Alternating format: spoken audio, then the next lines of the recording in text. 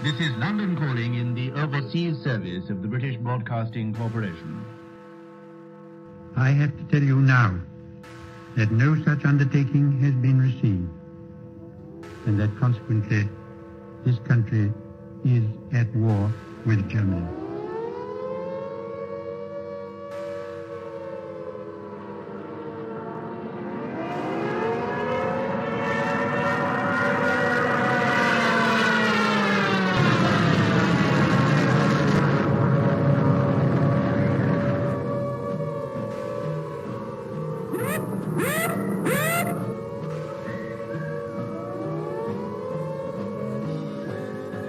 The pocket battleship, Graf Spee, which has been for many weeks preying upon the trade of the South Atlantic, has met her doom.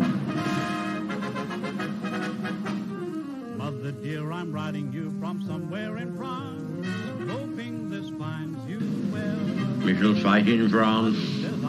We shall fight on the seas and oceans. We shall fight with growing confidence and growing strength in the air. We shall never surrender. Hang up the washing on the Siegfried line, 'cause the washing day is here. Whether the weather may be wet or fine, we'll just love along. Das Oberkommando der Wehrmacht gibt bekannt. Ein im Atlantik operierender deutscher Flottenverband unter Führung des Flottenchefs Admiral Lütjen im Seegebiet um Island auf schwere englische Seestreitkräfte.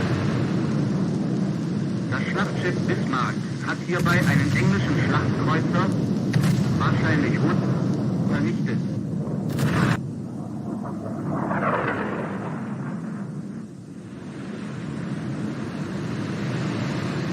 The sinking of the Bismarck was due to the cooperation of the RAF with the Navy. And Rodney, which did some pretty work with her 16-inch guns. This is not the end. It is not even the beginning of the end. But it is perhaps the end of the beginning.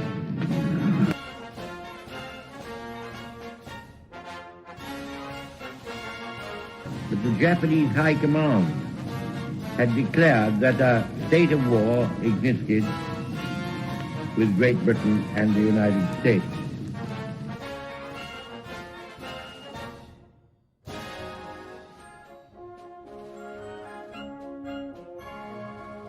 The German Navy, so proudly built up by that smug strategical genius, the Führer, is slowly but surely being wiped out. Now the Scharnhorst, the 26,000-ton battleship, has gone to the bottom. A not unusual result of action against the Royal Navy.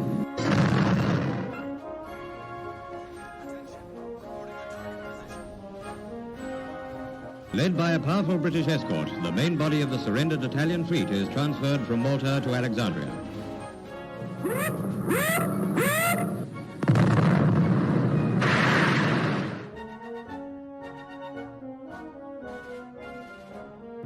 Signed the act of unconditional surrender of all German land, sea, and air forces in Europe to the Allied Expeditionary Force.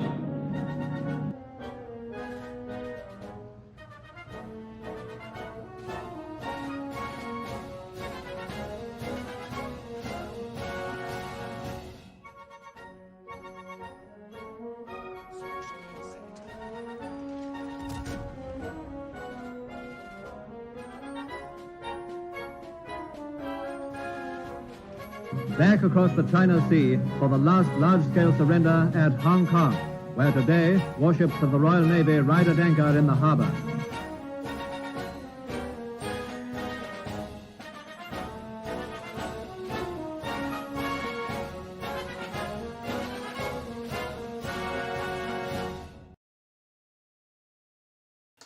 Well, hello and welcome everybody.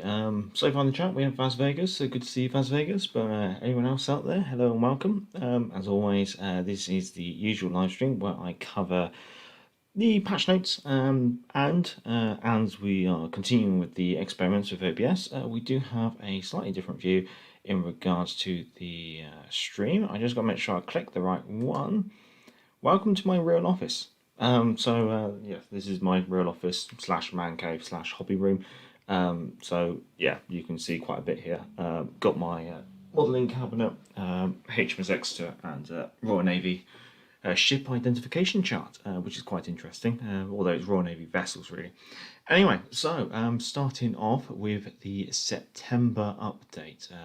So they're calling it the September update, even though it's coming out on August the 30th, which I find quite interesting. I'm not quite happy with my webcam position, just bear with, chaps. I'm just gonna...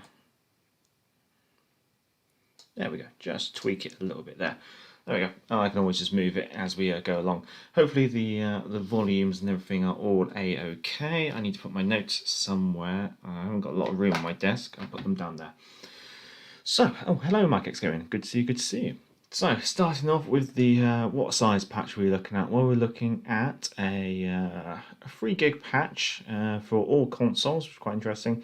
And you're looking at the maintenance happening during the usual times, which is 7 AM to 10 AM UTC. So, it's the same old, same old. Now, the campaign is called Order and Discipline, in which the, I should have researched how to actually pronounce the name of this ship, but obviously there's the Tier 7 Russian cruiser, which I'm going to call the Pytal Bag Ration. Yeah, that does say Bag Ration. I mean, maybe if you put a space in it, maybe. As always, it's a 100 milestone campaign over 5 weeks, 2,500 doubloon amity backing, so not really much changing in regards there. They talk a bit about the cruiser, but it's nothing more than I probably already mentioned already. We've got 7-inch guns, decent AA suite, they say, 34.5 knots. It seems like an alright cruiser, I guess you could say. Like, just initially, based on what they're saying here, she doesn't seem to be anything outside of run of the mill, but she does seem to be quite interesting. Wish I had an office / man cave. I'm sure you do, Raz. Maybe if we get to the end of the patch notes, while we're taking questions, we'll take a little bit of a tour of the office / man cave. So here's the breakdown of the campaign, running from August the 30th until October the 4th. So again, this just compares like what you would get with and without the campaign. Interesting to note that you get 7 days premium regardless. That's quite intriguing. Obviously, the ship's locked behind the amity backing. You do get the patch emblem regardless. You do get the Russian Commander Cape regardless. The amount of crates that you get in regards to potential early access of the new Russian destroyers is dependent.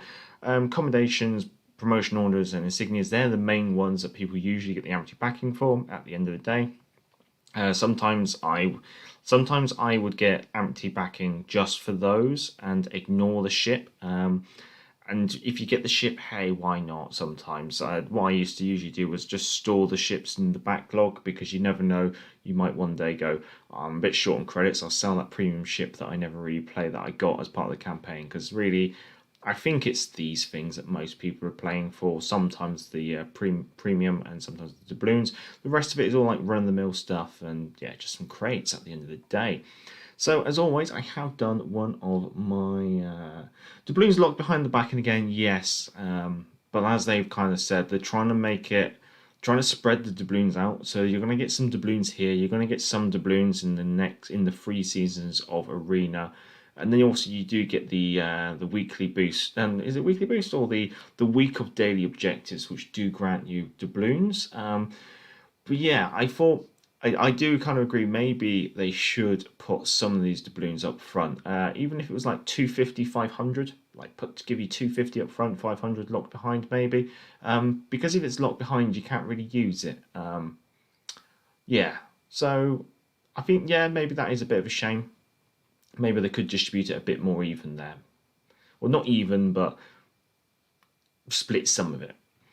So as always, I've done my usual Go Compare spreadsheet. There you go. So bye-bye webcam. So as you can see, the total amount of awards without amity backing is 15,760. Total amount of awards with amity backing is 69,990. So the difference is 54,230 doubloons. And so without amity backing, you are getting access to 22.52% of the end rewards of the campaign. So the percentage of the campaign that you're going to get without amity backing is below average. The difference is above average. So yeah, it's not as good as it has been previously. It's better than the last patch, I guess you could say. But it's not really jumping too much out from the trend. So it just seems to be like another average campaign, I guess you could say. Let's jump to the... I've got to make sure I click the right one. Desktop stream. There we go. Right. Vaz, it's been 250-500 quite a few times in the past. And a few breadcrumbs to the free players is always nice. Yeah, no, I completely agree with that. Yeah, I'm not sure why they've locked it all behind. I know before they used to do like 1,500 from the... or 1,500, 750 from the campaign. Then they started splitting up between more things. And now, yeah... seem to be locking some of it a bit more behind things, which is a bit of a shame, I guess you could say.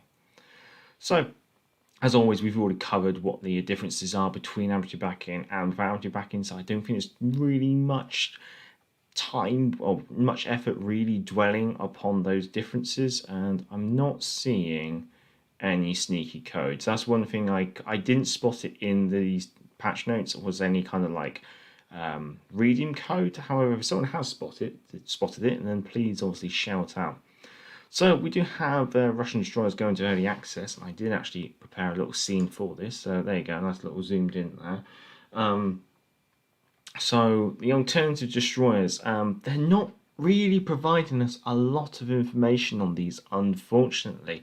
I think if you watch the trailer kind of video that they released today, they were kind of saying like they're not too dissimilar to the existing ones, and so that doesn't fill me with enthusiasm, because that means they're probably going to be gunboats with really short range torpedoes. But I think we'll see once the patch actually comes into force. So obviously the split happens at tier 4. I'm not going to try and pronounce these names again, but from what I've heard, or what I've kind of heard / seen, Kiev seems like a slightly nerfed Tashkent. The Bavoy seems like, and well, probably is going to be a nerfed Ognavoy. The Sub, I'm just going to look at the Sub. She's completely new. I couldn't really find any information on her in previous games. And the Udalo seems to be like a large anti-aircraft destroyer. So maybe some potential alternatives here, but I'm not exactly ecstatic about them, considering that Russian destroyers are already pretty poor performers in regards to the amount of XP gained per game. It doesn't really seem like a new split is going to make much of a big difference, unless... This is the thing, if they make them too different, then why would you play the originals? If they make them just as bad, no one's really going to play them. So I'm not really sure where they're going to go. These DDs can't be worse than the original line, can they? Wow, no, they can't be worse, but they could be exactly the same, is the best way to put it. Now, they do say that more information will be coming up on a future blog post, which might be interesting. I think that's one thing to take away from these patch notes. Like, there's not exactly a lot of information regarding some of the things in the background. Most of it seems to be coming at a future date. So, they're splitting off the information regarding these new Russian destroyers in a separate blog post. There's not a lot of information provided in regard to the new cruiser. So, it's quite strange there. And again, like with Arena, there's going to be split off into a separate blog post. Now with Arena, again, we're seeing a continued return of the arms race mechanic. I think that's just seems to be something that they're going to continue to do with Arena. But there doesn't, well, obviously we don't know of any changes to the arms race mechanic until the blog post comes out again. So again, it's like, there's not really much to go on. It's tiers 5, 6, and 7 ships, and as I was saying, I think the 5s will be in Season 5, the 6s in Season 6, and the 7s in Season 7. It kind of just would make sense. This would obviously mean that this would be the first introduction of Tier 7 ships to Arena, which could be quite interesting, especially considering how some of those ships can be quite powerful. But furthermore, this also is probably a welcome step away from the lower tiers that we have had previously. Furthermore, no carriers these seasons as well. Don't know how much longer that's going to be for. I think there will be at some point some stage of carrier testing within arms race and ranks. I think it just can't be expected. This is the thing with wargaming. I don't think you can ever say never is the best way to put it. Obviously, there are rewards, and I think, like Vaz was saying, probably locking more doubloons behind Arena to try and encourage players to actually play Arena. And let's be honest, I think the amount of players who really play Arena intensely is very small amount of the community, and the amount of people who play Arena casually and just aim for the top 50%, top 25%, because they're quite easy to achieve, because it's amusing how to get in the top 50% you only need to play like 10 games. Like so that kind of shows like how invested the majority of the community are into Arena. So I think most players are just quite happy playing Standard, and Arena probably doesn't. Obviously, Arena does get populated, so I guess that's still a good thing. But obviously, the way that Arena, they're having to try and incentivize Arena more and more potentially. It probably means that Arena's not popular mode, but then again, I'm sure Arena is probably more popular than Ranked at times, is the best way to put it. Hello, Sax. Hello. The big crate, as we've already mentioned, they're making some changes, and I believe this link actually works. Unfortunately, it works too well. I should have actually done opening new tab, shouldn't I? So we'll just do that. Opening new tab. They actually have the crate in the crate drop rates for the first time. I've really noticed that they've actually got this out ahead of time. Normally, they've only ever got these out when it's once the patch is actually dropped. So it's actually good to see this here. It means we can kind of see things up front. I think, as usual, the main rewards aren't really that generally exciting at the end of the day. And to be honest, with these kind of crates, I would not be investing doubloons into them at all. Is my best opinion. If you get these for free, they're free. Don't buy them. Don't ever buy them, is my personal opinion. You're just playing into Wargaming's hands of like loot boxes and things like that. The less money you spend on the loot boxes, potentially the further they might walk away from them, or reduce their implementation, I guess you could say. Now, the ships that are available, obviously they've got Beast Visca, which is in at 0.07%. Obviously, that's the golden goose that lays the golden egg that comes with Swirsky. 1,250 balloons is quite low, and then the London and West Virginia at 0.44%. They're all right ships. I mean, if you do get a ship out of a big crate, and you got the crate for free, then yeah, be happy about it. Just don't invest money into them, please. Now, obviously, it does talk about the way that the container has 3 slots unless it's a rare item, the rare items being the gold ones, in which you only get 1 slot.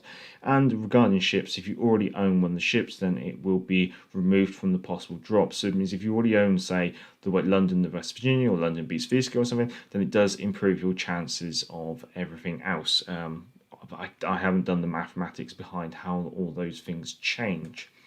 So it's interesting to see that we got some kind of actual drop rates for these crates beforehand, which has been quite nice.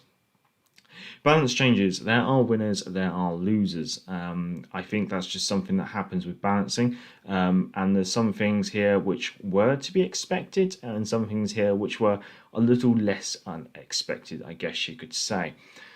So they're affecting 13 ships. Along with commanders and skills. Starting with the ships, I think one of the big ones that a lot of people have been saying, when's it going to happen, is the Cleveland. Now, the change in reload time seems pretty negligible. I mean, you're looking at 0.5 seconds in the main battery reload time. But what this actually equates to, and I did actually do some calcs, when it comes to the high explosive DPM, It's a total reduction of about 3,000, and regarding fires per minute, it's a reduction of 1.2. And if you look at the stats, it's kind of brought the Cleveland a bit closer to the batch. If you kind of think of the destroyers as like on a chart, the Cleveland was way out in front, like by a large margin in regards to. Oh, thank you. Was this option here before? Yes, it has been, Baz. I've been meaning to maybe do something special where I have something pop up in the top corner when people do donate, but thank you, Baz. That's rather surprising. Thank you.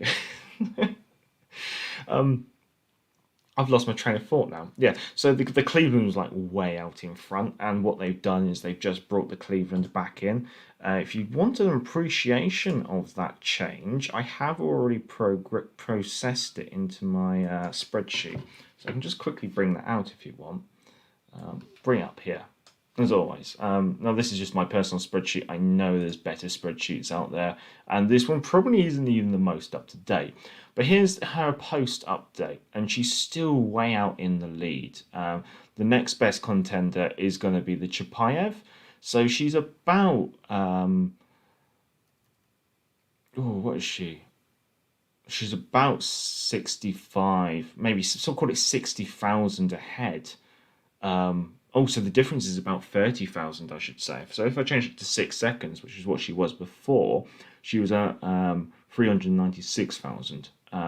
So that is, let me just double check the mathematics on that one. Number of barrels, reload time, that's the AP damage. Let's look at the HE. My mess up there. Let's have a look. HE, she's at 27,600. If we drop her to 6.5, she drops to 25,000. So it's a change of about 20,000. So she's still 45,000 ahead of the next best HE slinging cruiser. So she's still quite a vicious cruiser. I better save that, yes please. But yeah, so that's putting into a bit of context there. So she's still definitely the runaway ship when it comes to the HE output. But I think what they wanted to do is probably just bring her a bit closer to the main group, and furthermore, considering the recent introduction of the Worcester, just like bring her somewhere between like the Worcester and the Helena, I should say. I don't actually have the Worcester in the spreadsheets because I haven't actually done legendary tier ships in my spreadsheets. Alaska's getting probably a well-requested buff, I guess you could say. Her dispersion's been improved by 10%, which is helpful. Her penetration of AP shells has been increased as well. So obviously it allows her to take advantage of maybe her low caliber guns for a super 11-inch guns, but you're in a world of battleships, and so being able to actually get those deck line shots is going to be quite nice. And improving the repair party reload time, so obviously you can get more HP back, and then the amount of HP regen is increased by 33%, so that's quite a hefty amount really. So she's going to be a lot more survivable, which is going to be quite interesting, probably making her a bit more of the beast that she's known to be on PC. Regarding the Nagato has been a ship which a lot of people have been saying is potentially one of the worst battleships in the game, or at least a tier 6. She is not loved by many. She is hated by many, is the best way to put it. So they've improved her speed and her maneuverability. So she's going up about a knot in speed from 25 to 26. Marginal, but then again, this is the thing with like wargaming, everything's going to be marginal because you don't want to overdo it straight away. Rudder shift again is coming down, so that's going to make her a bit more kitey, and they are improving her gun accuracy, but not by much.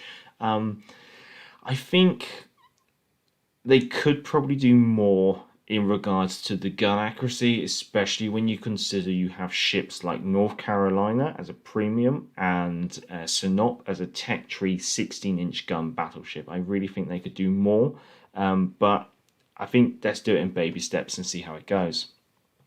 Kagera's had a torpedo tube launcher reload time reduced by 10 seconds. She's still within the pack. She's not really standing too much out from the pack, is the best way to put it.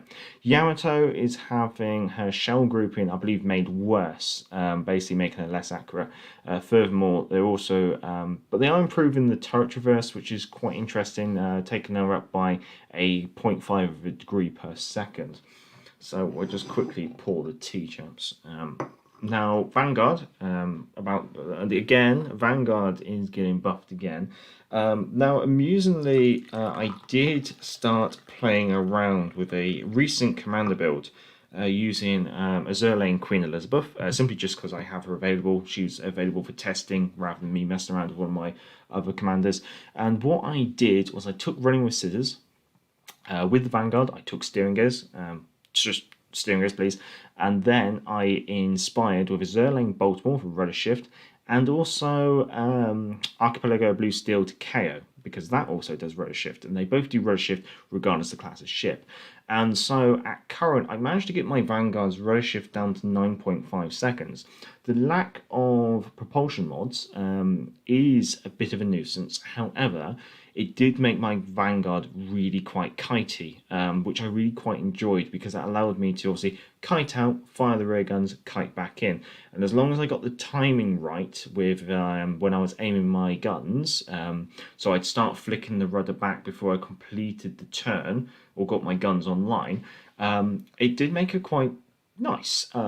This buff to the rudder shift of about 1.3 seconds is again advantageous to my rudder build, so I do look forward to potentially testing it out. So you might see a Vanguard Let's Play next patch, where I continue. Maybe I've got to do a bit more testing, but I think it could make the Vanguard very interesting, I do say.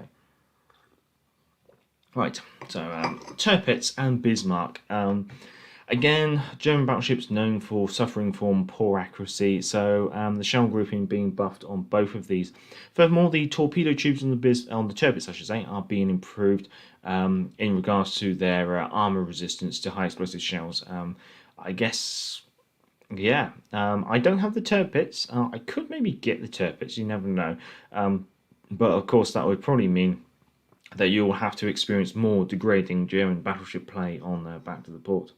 Bismarck and Vanguard's 13th and 14th buffs respectively. Ooh, can something like that I've lost count. Ooh, Vanguard's had a lot of buffs. I'd be tempted to say it's more like maybe her 6th buff. I haven't been counting. Tirpitz buff seems rare. Don't see premium ships buff very often, no matter their availability history. That's very true. That's very true. In general, they don't like affecting premium ships directly, and so we'll talk about another change later on. In regards to the French, the Champagne has had her gun range increased. This now makes her the longest ranged battleship at the tier, and also she's got a really competitive reload for the tier as well. I think you've got to remember, like, the Vanguard's got like a 25-second reload, I think, give or take. So that 26.6-second reload for some 16-inch guns is actually very competitive for the tier. So potentially is making what I felt was a rather lackluster French battleship that I didn't really enjoy that much, making it a bit more competitive, which is quite interesting, and also improving her repair party as well, because she does get slapped about a bit quite easily, because she's definitely an outrange battleship. You start getting focused in it and you will die. Mike Examen, Bismarck buff, nice. Yeah. Gascon. Gascon, personally, I don't have any hands-on experience with the Gascon, because I've never, doesn't really interest me. It's a Jean Bar, but they took a turret and they stuck it on the rear. Like, great, that's what I wanted. But improve her HP regen, which might make sense considering the Russian armor scheme. Russians, the rotation of the turrets improved. It actually made worse, actually, I should say. So the turret rotation made worse, and so, okay, that's a nerf. But then furthermore, this is the second time they've done it, is improve the steering gears and engine module protection against HE shells, which is interesting. Tashkent's getting the option to change her smoke generator to a repair party. Potentially an interesting gameplay choice if you do play the Karabusk and you're familiar with that kind of play style. And the Leon is getting the exhaust smokescreen generator, probably on par with the Palomino.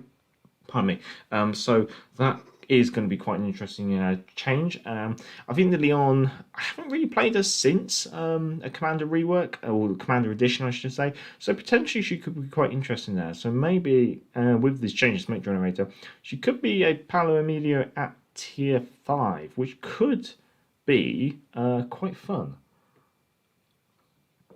Now, of course, they've made changes to the exhaust smoke generator to the Italian cruisers. I think some people were saying they wanted the duration a bit longer. They've now increased that by 3 seconds. If you really want to improve it even more, then you can inspire with certain Italian commanders, or even take an Italian destroyer commander. So potentially that could be quite interesting. So that's another one, and they've also increased the dispersion. So if you decide that you're going to sit in it as well, so I think if you want to sit in the smoke screen, you're looking at a maximum being able to sit in the smoke screen for about 55 seconds. Or if you can keep moving is the other way of doing it. The other one here, now I don't know why they didn't put this under another bullet point. It seems strange, but at the same time they've done this like secondary gun rework where enemy destroyers are more likely to be chosen as the target in the case where there's 2 or more options for the attacks. Basically, if you look on PC, because you've got a mouse, you can point and click and stuff, you can tell your secondaries to target that particular ship. By doing that, you can then continue to work on something else. Usually, I'd say like 70% of the time, when they're given the option between a DD and a cruiser, or a battleship, or an aircraft carrier, or something like that, they always click the DD. I want the little guns to shoot the little one, I want the big guns to shoot the big one. So I think in this case, yes, there's a nerf to destroyers, and a buff to battleships at the same time, but it's doing something that is already being done by the player in World of Warships PC.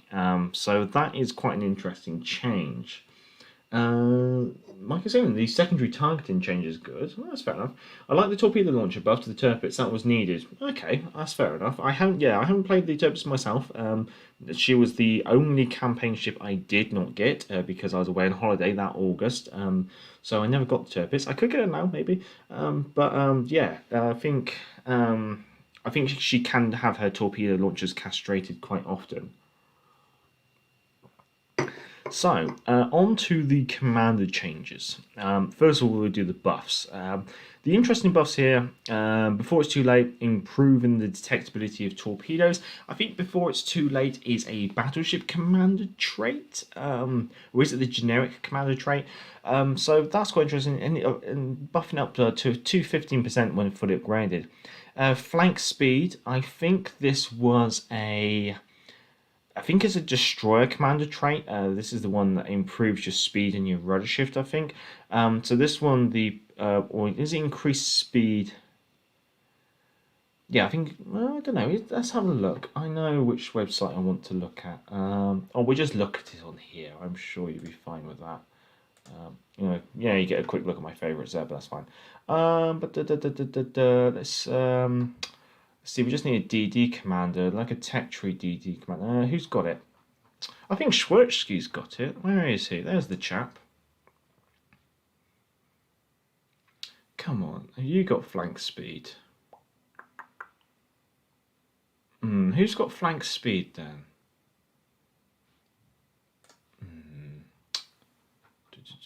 I think... Has Tierwick got it? I'm guessing now. If anyone knows who's got flank speed, Japanese maybe? Would the French have it? Not sure about the Russians. French. Who's the French? Violetti.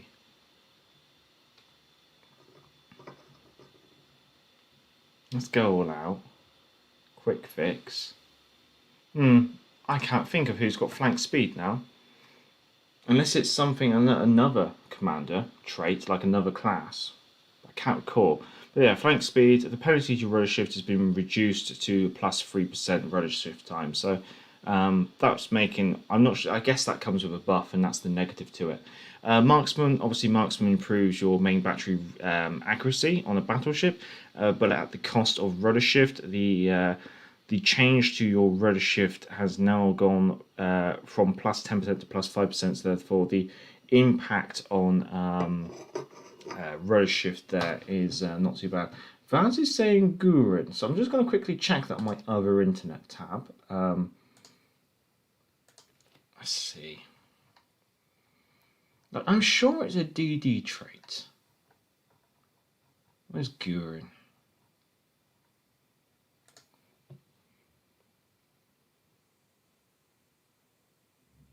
Yeah, there you go. Right, let's drag him up here. So that's flank speed. So that improves your maximum destroyer speed at the cost of rudder shift. So obviously it just makes you go faster in a straight line. So what they're doing is they're changing the impact of the rudder shift there. So they're changing it from, rather than being +5 to +3. So potentially making that a more interesting choice. That sounds quite interesting. Mortar, another DD trait. Penalty destroys visibility is now the same at every level, plus 4% instead of 5 to 10% range. So they're just making that a fixed penalty. Belarusians, this is quite typical on your generic commanders and your cruiser commanders. They're buffing the speed, ranging from 2 to 5 instead of 1 to 4. So basically at the end of the day, if you've got a fully upgraded commander or that part of it fully upgraded, you're getting plus 1% speed. Evil Sparks, that's the legendary trait which was introduced to one of the Japanese commanders.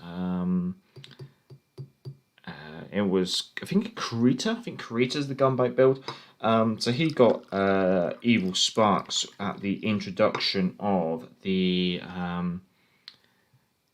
Akazuki, the Japanese gunboat at tier 7 on the alternative Japanese tech tree.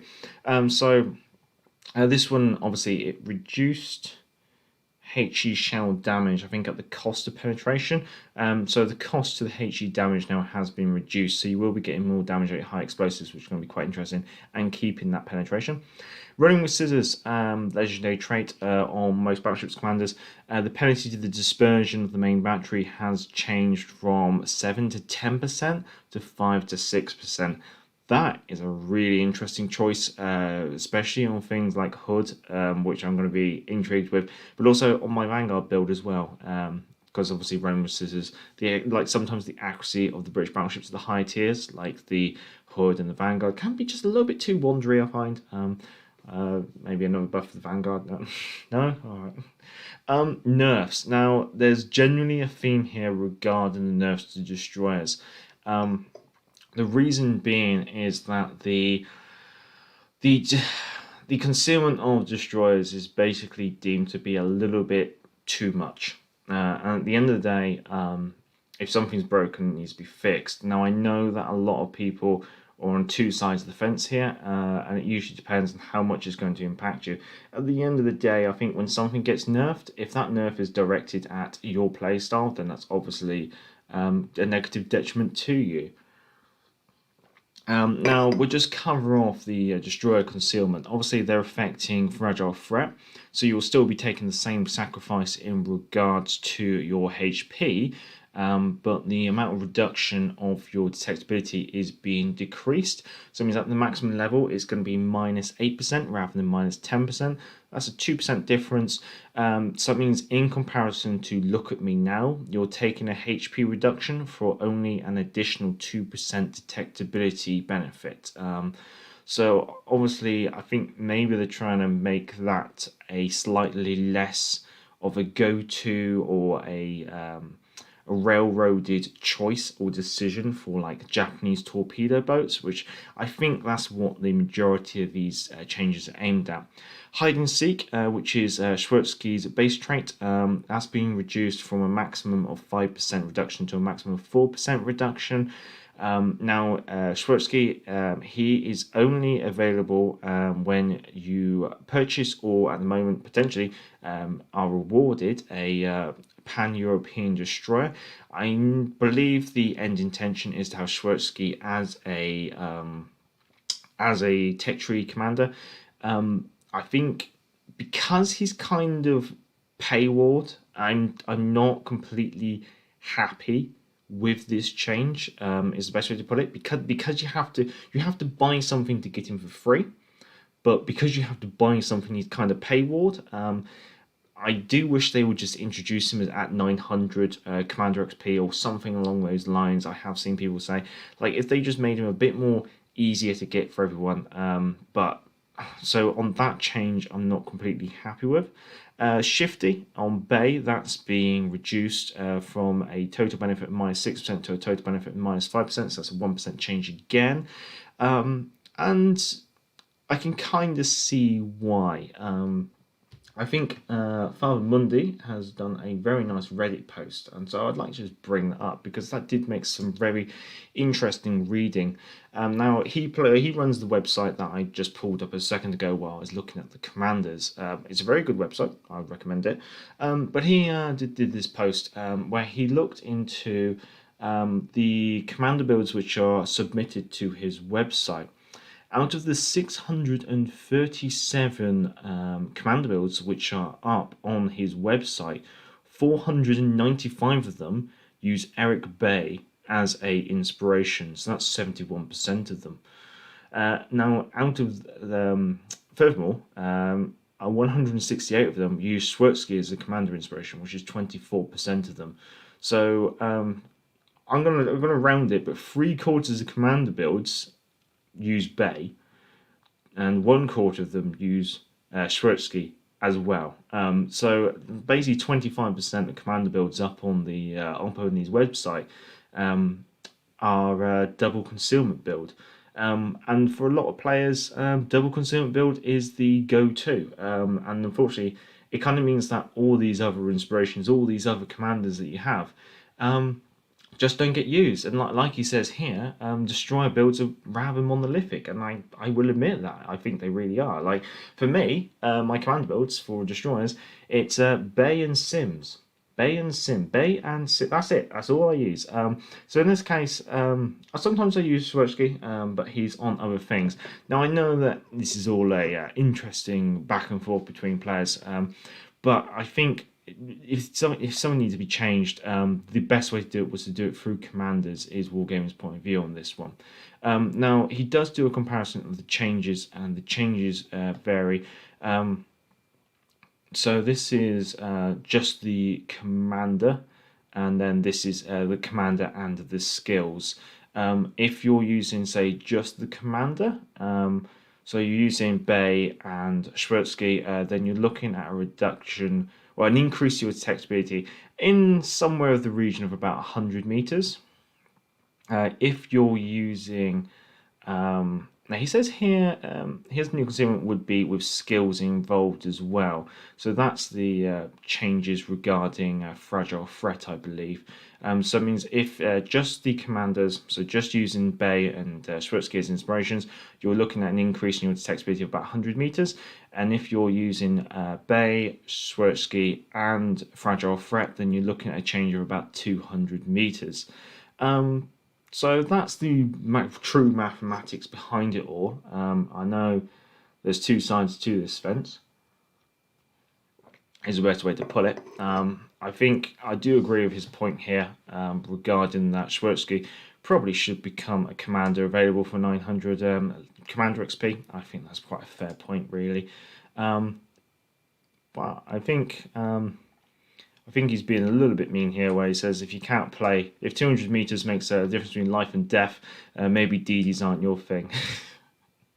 I think that's a little bit of a cruel thing, but yeah, that's basically the summary of the impact of those changes. Just put them to some real context there for you guys, and if you can take that with Father Mundi if you want that. As someone who spent I'm exactly the same position to keep Schwertsky up with crazy double concealment builds out there, I have no problem with it because it's an equal nerf. That's the thing, it's an equal nerf across everyone. It's an equal nerf across tech tree and premium ships. Obviously, directly affecting premium ships is something that Wargaming aren't really keen on, but they needed to kind of do something with concealment, and the best way to do it is to indirectly do it via the commanders. The other way they could have done it, they could have maybe done it to the concealment module, but that would have only affected destroyers at tier 6 and 7. So that kind of just leave their commanders. Now, alternatively, if you wanted them to say leave Schwarzsky, then they're going to have to probably add that nerf onto either Bay or to Look at Me Now. So regardless, it kind of had to come in. Plus the crazy concealment allowed skilled players to play at higher tiers and do things like sail around the edges of the map and torpedo battleships in the back instead of spotting and capping. Yeah, when you ended up with the Shimakaze being a 20k torpedo delivery device with a 4.4 kilometer detectability, that's disgusting. Let's be honest, like, how is that not OP? When you end up with, I think, like, even...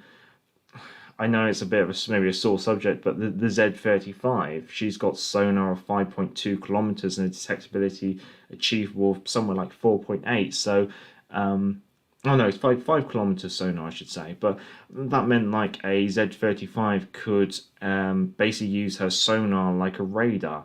You got things like kamikaze, minikaze and stuff with really disgusting low concealments, and so what they're doing is they're just affecting destroyers just across the board. In regards to the relationship between destroyer concealment of one and destroyer concealment of another, the difference is still the same. It's just destroyers versus everything else has changed. Mike is saying, sorry, Sax doesn't see it that way. Yeah, no, that's fair. I think that this is the thing. This is why I said there's two sides to this fence. And I think, as always, like, a nerf is never going to be favourable to someone who relies on that mechanic. The other change is Ingenious, which obviously impacts a lot of cruisers. So obviously they're nerfing the benefit to the turret rotation. Basically they're trying to stop it being such like a double buff, I guess you could say. But the nerf was for lower tier ships like Kamikaze. Experienced pay to win players shouldn't be allowed to 4.2 on the Kamikaze. Yeah, that's the thing. Some of them got ridiculous, and so you got your options. Your options are nerf premiums or nerf everyone. I think nerf everyone is probably the better choice on that one. Yeah, that's the thing. There's some really disgusting builds out there at the end of the day, and the way that quite a lot of people are using the double concealment build, like you watch the community manager live streams, and it's double concealment build. That's like all they play. Right, Oklahoma project. So this is news that the Oklahoma is going to be. Basically, this is the last month, so through September is the last month to actually activate the Oklahoma project. After this date, if you have not started it, it will go away. So basically, get it started. Let it tick over for a day. Once you've started it, it's going to stay. You don't have to continue it, but just make sure you've started it. Admittedly, it's just a tier 4 Nevada. There's not really any big differences between the two at the end of the day. However, it's another premium ship. You don't have to play it. Potentially, she might get you rewards in the future if they introduce rewards for playing for like a first win in a certain tier ships. And if you really, really don't want her, but you have her, you can sell her for credits at the end of the day. So at the moment, potentially you can get a nice bundle of credits for nothing. And also, there are some permanent camouflages as you go along the way. So if you're interested in those, it will save you a bit of paint as you go along. Bug fixes. Most of these are just little ones. Things like spotlights in the water when the ARP ships went down. Paid and free campaign rewards are now correctly shown in port. Vertical movement on the Wix's destroyer is now correctly limited. Never really heard of that one. And also no more incorrect ship type icons in the inspirations menu. Okay, but the thing is, I guess that item, that's something that's only very recently come into the game, so there's always potentially issues there. In regards to premium ships coming out, Tier 5 Japanese aircraft carrier Zuho, available for doubloons, first premium carrier in Legends. Don't know much about her. I guess you can just presume she's going to be about 10,000 doubloons. Let's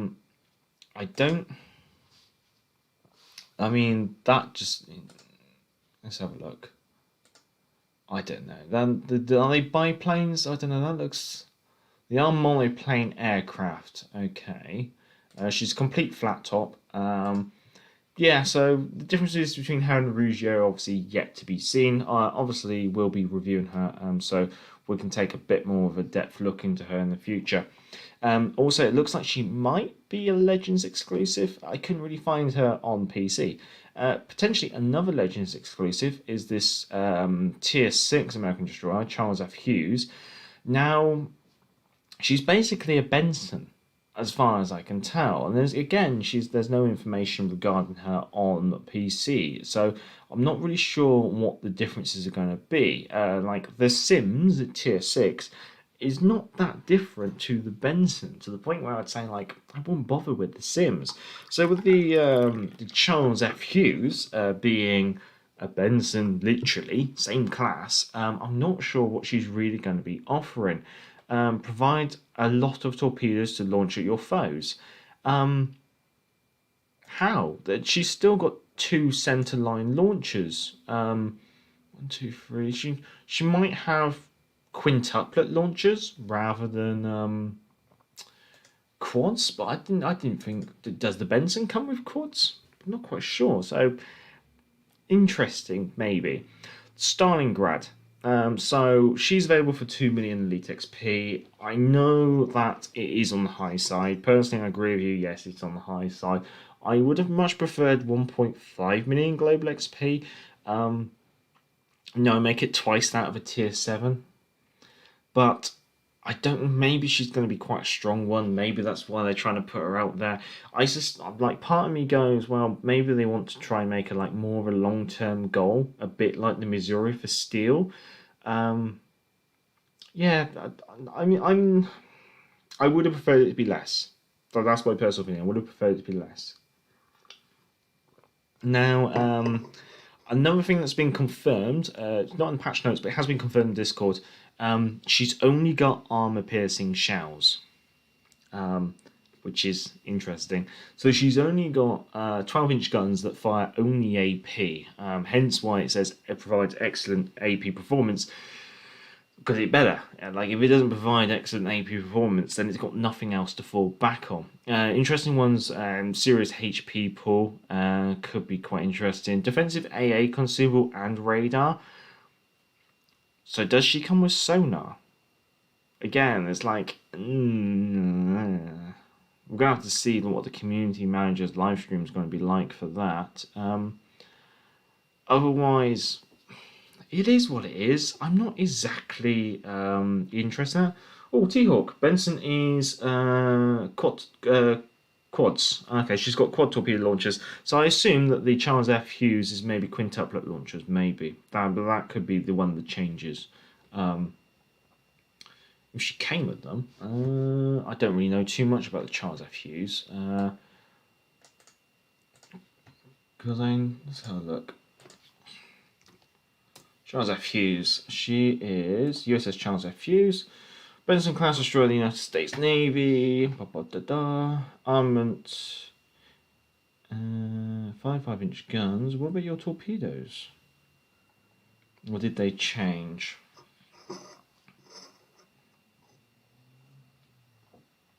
So I'm just having a quick look at the history of the ship. She's an Anzio. Okinawa as well. Does a lot of convoy escorts.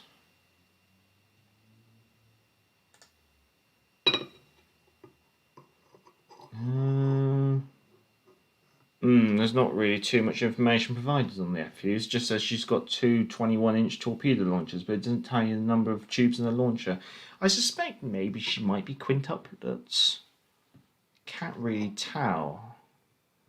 1, 2, 3, 4. Whether there's another one on the other side, I can't tell. And of course, there's not really much more information about her because she's not a WoW's PC ship. Anyway, so that practically wraps up the patch notes. I mean, there seems to be a lot going on.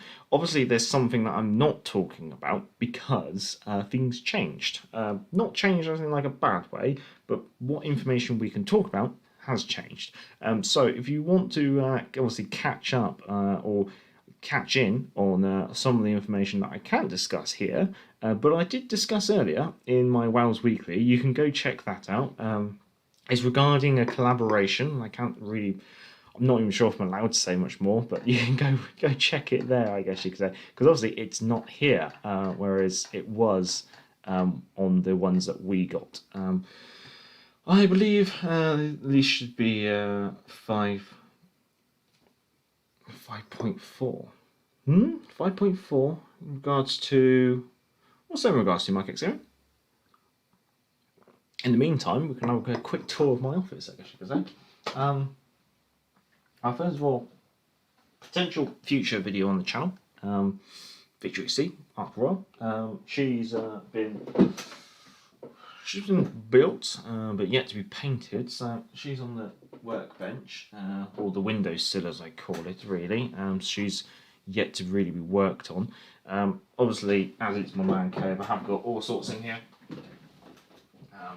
For those of you who are into Warhammer 40k, I've got a Vulture gunship, which is on the workbench, I guess you could say. And then, let's see, got my broadsword. I don't know, I just have a broadsword, or longsword, I should say. And then we've also got the Kakana deactivated Italian World War II rifle, so that's in the man cave as well.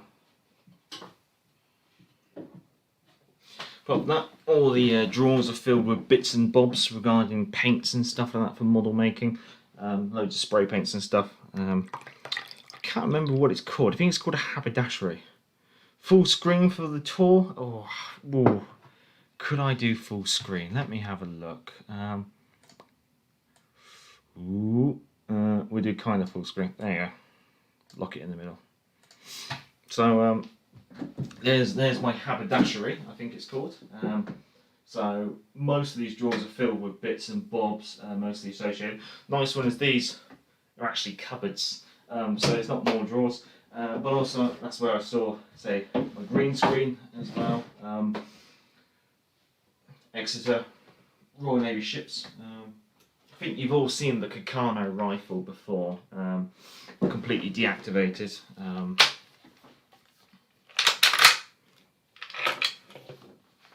Evidence being, there's the bolt face, completely sheared and stuff like that. So won't be returning to active service, but nice little thing from World War II, 1939, late half. You've seen her in my 1K Q&A. Nice little, I want to get wall mounted at some point. I do like her. Brought the longsword I picked up years back. It really could do with some proper TLC. Did think about using it as a wedding cake knife, but the missus didn't approve. My bad Benham is 4x4, the Benson is 2x5. Oh, the Benson's 2x5. Okay, so yeah, so I'm not really expecting the Charles F. Hughes to really offer much more than a Benson. I don't know. It just seems to be a premium Benson then, in my mind. Yeah, so yeah, a little bit of the office. Got some Warhammer 40k in here. Got my books with regarding like Royal Navy stuff and Warhammer 40k. And yeah, it's just generally my model mayhem, I guess you could say. It's been my office since lockdown. But anyway, I'm sure you've had enough of me being full screen. Any questions? Or else we've done about an hour, so it would be a sensible time to call it an evening, and I can go start cooking the evening meal, unless anyone wants like a particular close-up of anything in particular, apart from my ugly face. Yeah, I'm not really sure about the Charles F. Hughes. Laptop battery is about to die. Good day. No, sure. Maybe a relay booster or something like that. Potentially. This is the thing, like, because she's not actually a ship on PC, there's nothing to go off. And it's the same with the Zuhoi, or the Japanese carrier. I think she's only a carrier on like World Warships Blitz. So again, like there's not a lot to go on. So I'm not quite sure. Obviously, they've had the models, so it's interesting to see. Andy Maxey. Oh, sorry, Andy. Is it MC or Mac? I'll go Andy MC. Nice office. No, thank you. I got it all painted up before Christmas. I've been meaning to do a live stream with the camera in here. I just never really got around to it. But obviously, when I did the 1K Q&A, I did it in that corner over there. So you've kind of seen it before. But yeah, there's all sorts of bits and bobs in here. Got to sit down, crack on with some painting in when I get a moment. I think looking at the birthday live stream, like Let's Play and Q&A, there's a lot of modelling questions there, and I'm tempted to take those modelling questions, take them to one side, and do like a modelling live stream. Maybe I'll see if I can rig up a camera in the office down on the desk while I like do some model kit bashing and or something like that, and do the modelling questions while I'm doing that, because then it'd be like more of a modelling related stream, which might be quite interesting. Mac, okay, we'll do. But yeah, that's obviously we've gone through the patch notes. There doesn't seem to be many questions at all, really, and unfortunately the patch notes seem to be quite light on information, like regarding some of the bigger blocks. I think the main block that they cover really is the buffs and nerfs and changes that they're doing there. I haven't really got much more to add, and hopefully I have given my opinion in regards to that. So I think it's going to be time to call this end of the stream. But obviously, thank you to everyone who's come along. Thank you to people who have liked it. If you feel free to like it if you want. These kind of live streams are very random. But yeah, thanks for coming along, and I think I'll give you I'll give you the outro. So cheerio, gentlemen. Have a good evening, good afternoon, good night, and good morning, potentially, wherever you are in the world. Look after yourselves, stay well, and I'll catch you tomorrow for the Friday night live stream.